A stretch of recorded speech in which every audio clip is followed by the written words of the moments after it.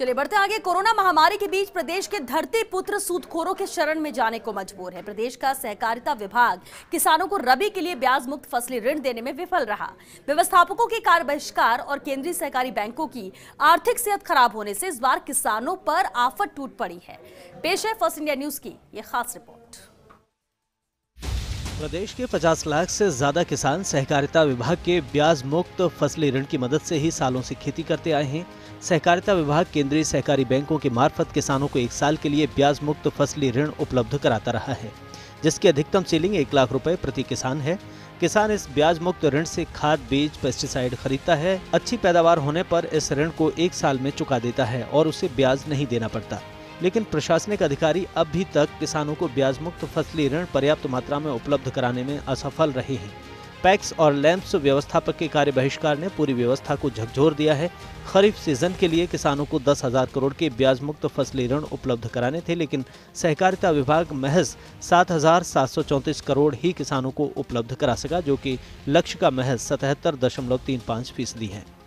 अब चूंकि प्रदेश में रबी की बुवाई शुरू हो गई है, राज्य सरकार ने किसानों को रबी के सीजन के लिए 6,000 करोड़ का ब्याज मुक्त फसली ऋण उपलब्ध कराने की घोषणा की थी। बाद में इसे रिवाइज कर 8,265 करोड़ वितरण का लक्ष्य रखा था। 1 सितंबर से रबी के सीजन के लिए फसली ऋण वितरण का कार्य शुरू किया गया था, लेकिन 2.5 महीने बीत जाने के बाद भी महज 770 करोड़ रुपए किसानों को वितरित किया जा सका, जो कि लक्ष्य का महज 9.32% है। प्रदेश में रबी की बुआई दिसंबर तक पूरी हो जाती है और जिस गति से किसानों को ब्याज मुक्त फसली ऋण दिया जा रहा है, उससे स्पष्ट है कि सहकारी बैंकों की आर्थिक स्थिति खराब है और इस बार रबी में 15 लाख किसानों को ऋण देने के लक्ष्य को पूरा नहीं किया जा सकेगा। पिछले 2.5 महीने में महज 2,14,000 किसानों की ही DMR बनाई गई। यदि केंद्रीय सहकारी बैंक या जिला स्तर पर ऋण वितरण की बात करें तो कुछ जिले ऐसे हैं जहां ऋण वितरण का खाता नहीं खुला। इनमें डूंगरपुर, चूरू, दौसा, भरतपुर और पाली ऐसे जिले हैं जहां अभी नाममात्र की राशि ही वितरित हुई है। कुछ जिले ऐसे हैं जहां नाममात्र का ऋण वितरित किया गया है। ऐसे जिलों में अजमेर, अलवर, बांसवाड़ा, भरतपुर, बूंदी, चित्तौड़गढ़, दौसा, जैसलमेर, जालौर, जोधपुर, नागौर, पाली, सिरोही, टोंक और उदयपुर शामिल हैं। ऐसे विषम हालात में सहकारिता मंत्री उदयलाल आंजना भी किसानों को लेकर ज्यादा गंभीर दिखाई नहीं देते। विभाग में किस तरह से ऋण वितरण की मॉनिटरिंग होनी चाहिए, केंद्रीय सहकारी बैंकों के आर्थिक हालात क्या हैं, नाबार्ड से पुनर्वित्त की स्थिति क्या है, इन सब को लेकर मंत्री उदयलाल आंजना ने पिछले काफी समय से कोई समीक्षा बैठक नहीं की।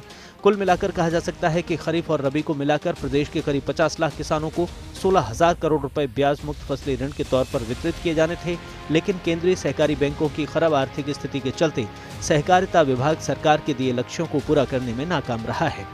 अब समस्या उस धरतीपुत्र के सामने है जो सरकारी ऋण की आस में बैठा रहा और उसे पर्याप्त ऋण नहीं मिला।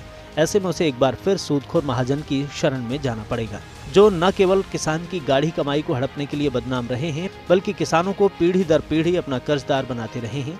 किसानों में इस बात की भी चर्चा है कि एक तरफ तो सरकार केंद्र के कृषि विधेयकों का विरोध कर रही है, दूसरी ओर उसी के राज्य के किसान सरकारी ऋण की आस में पाई पाई को मोहताज हो रहे हैं। खतरा इस बात का भी है कि समय पर पर्याप्त धन नहीं मिलने से प्रदेश में रबी का रकबा भी घट सकता है। फर्स्ट इंडिया न्यूज के लिए निर्मल तिवारी की रिपोर्ट।